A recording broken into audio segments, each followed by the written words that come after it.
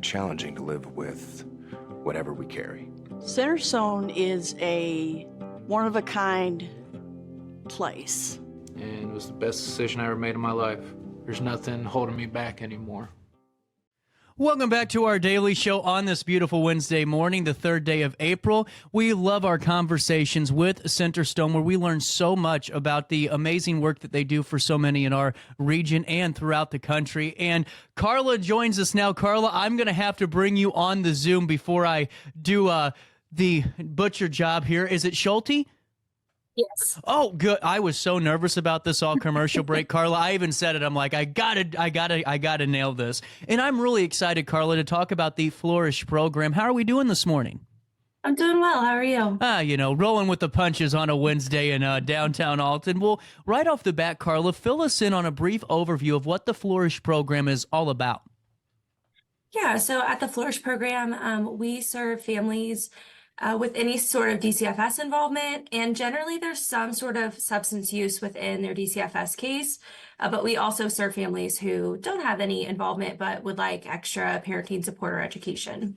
And I was doing a little bit of research on my own before we started talking today, and I wanted to ask you a little bit more of the trauma-informed substance use disorder treatment, including that prevention and recovery that you provide. Can I ask a little bit more about that and what that involves? Yeah, so the trauma-informed, we do trauma-informed cognitive behavioral therapy. That's what all of our clinicians are trained in. So essentially, we've all done the training to learn more about ways that trauma can impact substance use and ways that we can be sensitive to that. And, Karla, as you're working with families, I think that you can speak for this so much more than I can. Whenever you have a child or a couple of children that are involved in a situation to where maybe the lifestyle inside the home isn't favorable, whether or not it's for substance abuse or any other type of trauma that's inflicted, how does that affect that child going forward for years to come? Because from what my understanding is on the subject that, the earlier those situations start, the more quickly we need to tackle those. Is that the case? Yeah, so the quicker that we can provide an intervention, really the better it's going to be for that whole family. Mm-hmm. So we kind of treat that family as a holistic unit. So our program does involve kiddos, but primarily the program that we're currently running really tackles the parents aspect of it. Really cool. So it's really hard to change a kiddo without also providing intervention to the parent. So if they can change maybe the way that they approach discipline. Mm-hmm. Really fascinating. And when you're working with families, when does that conversation start? Are you guys alerted by a government agency like DCFS that, hey, we're going to be implementing some type of action here? Or is it more of a reach out from that prospective family or maybe even a relative of that said family? So we take referrals either way. So sometimes it's their DCFS caseworker, or sometimes it's the person themselves that are calling in for themselves or their kiddos, maybe even both. And Karla, whenever you're working with families and working with the parents, take me through some of those conversations that you have, because that's very important. Going back to what you just said, it's hard to, get that child to maybe change perspectives if there are two role models or one role model, their parents in their lives aren't really necessarily doing the same thing. So what is that first step with having those conversations with the parents a part of that family? So the first step for us is like linkage to treatment. So linkage to if there's like mental health concerns, substance use, to be able to link them with those specific programs. That way they can start to get that help first. And then really it kind of goes from there. Sometimes kiddos need treatment as well, and we're able to link them with that treatment. And Karla, are there times where maybe a family's referred and the parents maybe are not connecting with the problems that they're facing? Has that ever happened in these situations? Sure, that happens. Part of our role is to just be there with the family with wherever they're at. Sometimes families can't be ready right away, and that's okay. We're there to be there when they're ready, or be there to we have a technique called like motivational interviewing that we can use to help the family maybe engage and connect those problems. And on top of this all, I wanted to ask about receiving services from home, because I was going on, that's a big deal to be able to go where that family's at, because I know that sometimes in these situations, transportation and maybe gathering up everybody can be of difficulty. How important is it for you guys to go inside the home or even offer that telehealth service for this type of program? Yeah, so our program is servicing, we can do statewide Illinois. Wow. So we have a lot of families that are in our southern region, and that's where transportation can really be an impact and make it so that families have a difficult time getting to an office. Maybe they don't have transportation or they don't have access to like a bus system. So it's really important for us. So we're a fully telehealth program. Well, and Karla, I was going through some of the testimonials. The most impactful one that I saw was because I completed this program, I was able to get my kids back. You know, take me through some of those success stories, because there are folks, you know, and society right now, and we're trying to, you know, kind of get to the point where we become more understanding, but, you know, that we immediately kind of turn our nose up at the situation that maybe a parent loses the responsibility and the, you know, the privilege of the child for a couple of years because of things they're battling. But to celebrate those successes of saying, hey, I completed this. I did this with the help of Centerstone or my peers. Take me through some of those success stories and ways the Flourish program has helped people, well, flourish. Yeah. So generally, these folks, if there's a DCFS case, they have what's called like a service plan. So they kind of have a list of services that they need to go through and complete. One of them generally is parenting support and education, which is what we are able to provide to families. So that sometimes is like that check mark. They learn from the class, they go home or the groups, and then they go home and they implement those skills with kiddos and during their visits or during the times that they have overnights. And that translates to them being able to get kiddos home. And it's really exciting when we're running these groups. They're fairly long groups. They're 14 to 17 weeks. Oh, wow. So you see that client through that whole group. And then at the end, when they're progressing in their services or they're getting close to getting kiddos back, it's really exciting to like be a part of that and then get to celebrate that with the client, because ultimately they're the ones doing the work. Well, and that's such a great point, too. And Karla, I wanted to ask you this because, you know, for folks that go, you know, well, and maybe not, I need to rephrase this. For folks that are looking at this program, for the classes that are being taught, in your opinion, do you think that multiple parents, regardless of a DCFS case, regardless of if there's something going on in the home, maybe life's normal right now, are these classes still important to take for parents to get more understanding and maybe check ourselves on how we're handling and tackling our home lives?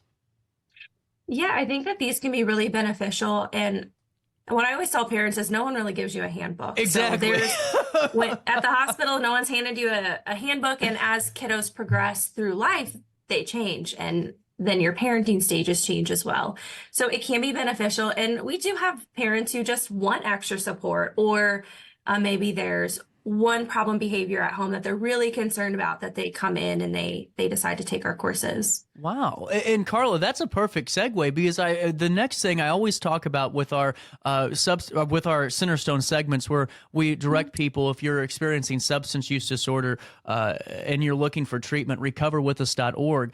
But I wanted to ask you about the folks that come in, because you know, no matter who we are, whether or not we're millionaires or maybe we're, you know, kind of just scooting by and trying to get through the weeks, paycheck to paycheck, this affects us all. Take me through some of the families and different backgrounds that you guys encounter on a day-to-day or maybe even a monthly basis. I mean, substance use doesn't discriminate. So it really doesn't matter what social economic status you come from, what kind of cultural aspects you have. It can really affect anyone. So I think that we see a broad range of folks from all different backgrounds. And Karla, that's why I just always want to stress that each time we talk with Centerstone, because sometimes, and that's one of our biggest missions here at our daily show, is to make sure we destigmatize that and realize it doesn't matter who we are, what we look like. This could happen to any one of us, just depending on the situation. And Karla, take me through your day-to-day with the Flourish program and Centerstone as a whole. Yeah, so I'm a coordinator for this program. So my primary role is to work with staff. I also handle all of the referrals that we get, and that's kind of my primary role. Other than that, my staff members are leading groups throughout the day. I have two counselors on the team who are providing counseling services. I have one person who's doing just assessments for us. Then we have a case manager and a person with lived experience or a Wow. recovery engagement specialist. And that's what I love about, and before I go into what I love about this, it shows how big of a team you guys have for this program. I mean, there's a lot of moving parts to it, but to have somebody who's lived this experience is so huge. And that's why I think Centerstone's so successful with their programming, because everyone I've talked to about, CSU all the way down to, going down the gauntlet, there's peer recovery specialists and peer support specialists that have lived through these certain situations. And I think those connections are just invaluable. Yeah, I agree. I think the recovery engagement specialist that I have on my team, Uh-huh. I'm always getting positive feedback about her work with clients, and it really gives them the ability to feel heard and like there's someone else who they can connect with, that like they get it, they've been here. And that, I don't know if you're reading my mind today, Karla. This is actually kind of incredible, because I wanted, my next point is being heard. Regardless of if it's substance use, maybe a domestic situation, something that's happening inside the home. How many of those situations, and I don't want you to ballpark because that's too hard to do, but how many folks do you encounter, in your opinion, that, their problems stem from just what you said, not being heard, not having that extended family to, lean on and be a voice of reason, to be those hearing pieces? How much of that affects and goes into substance use disorders, into, a home life instability situation? How much of that goes into play? I think it just depends on like the client's personal circumstances and what's happened within their own lives. But it kind of, what you talked about reminded me of, with families, we talk about protective factors.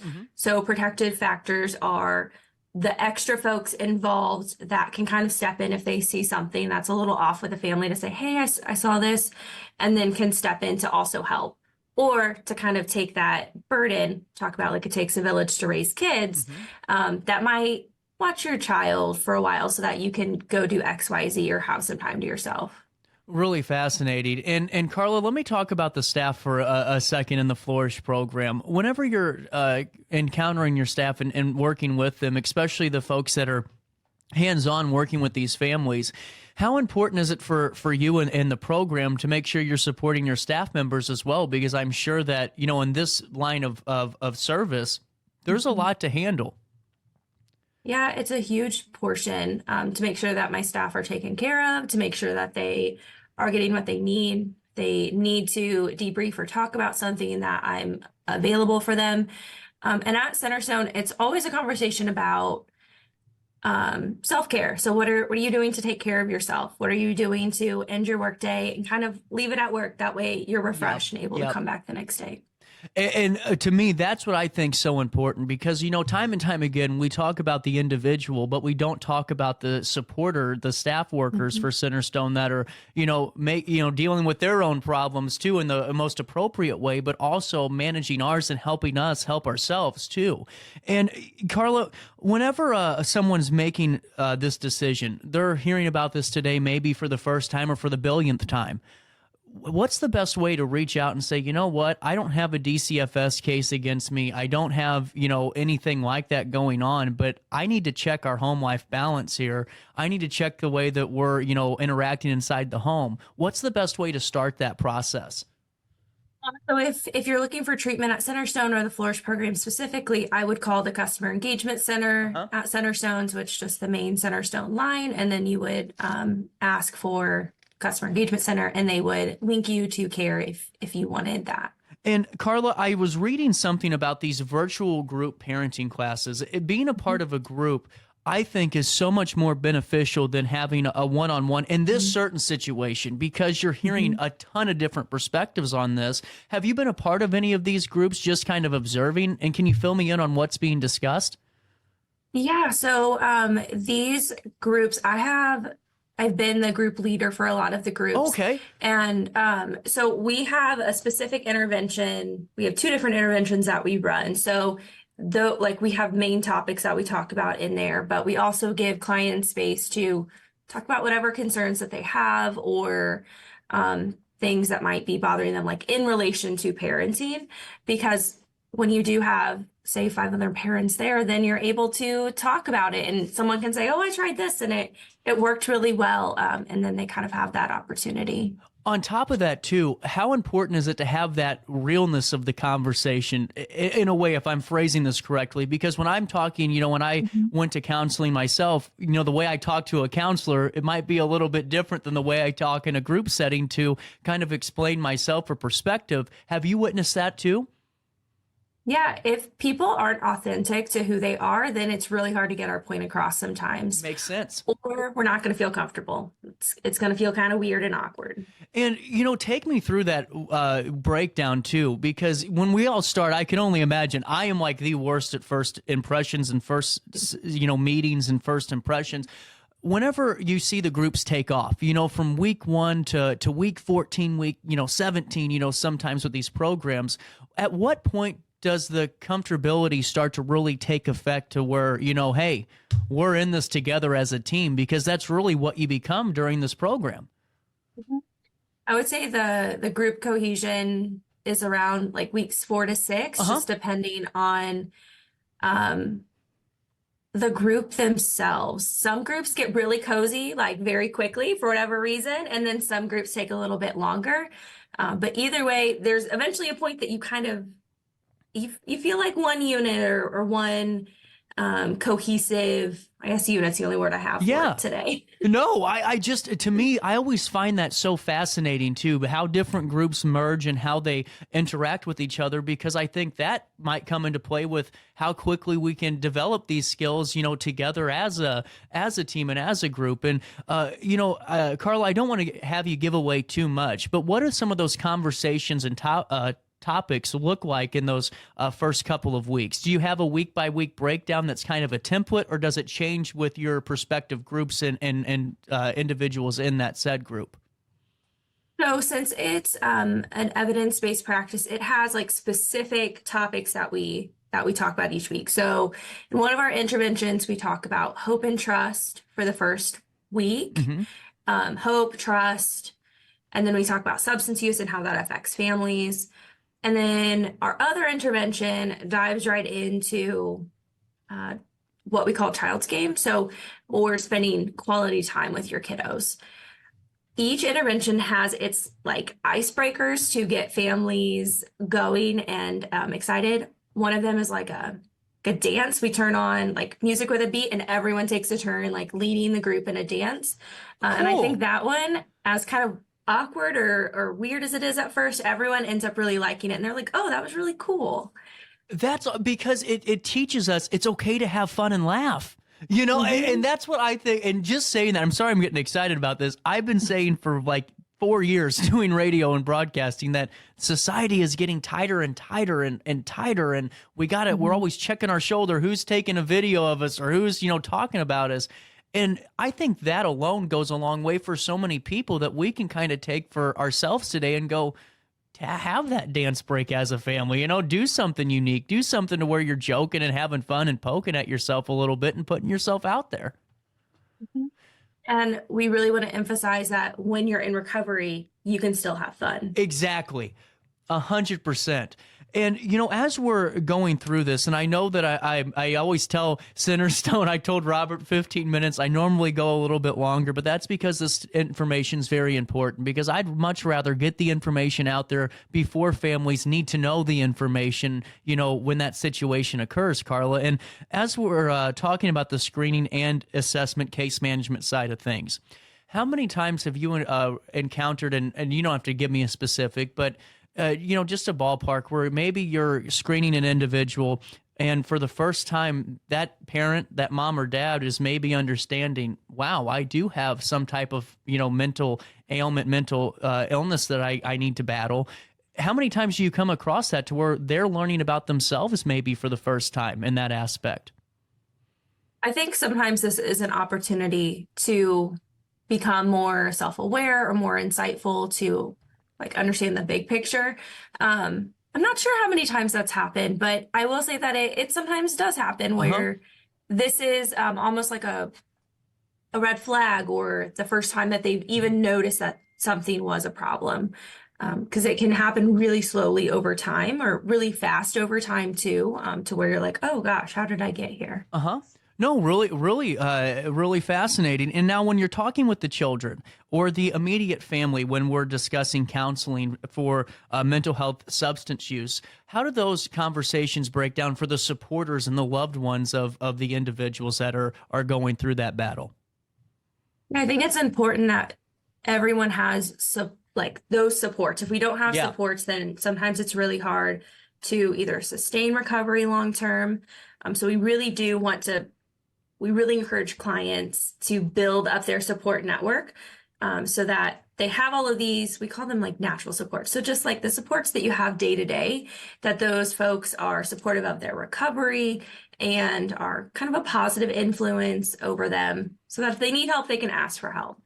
And Karla, what's your kind of message today for maybe an individual that's listening to this now or in a couple of hours from now when it's on demand that might be going through a very stressful situation with maybe some DCS or DCFS involvement or some other type of situation? What's your message to them about the Flourish program and maybe a little bit of encouragement to get started?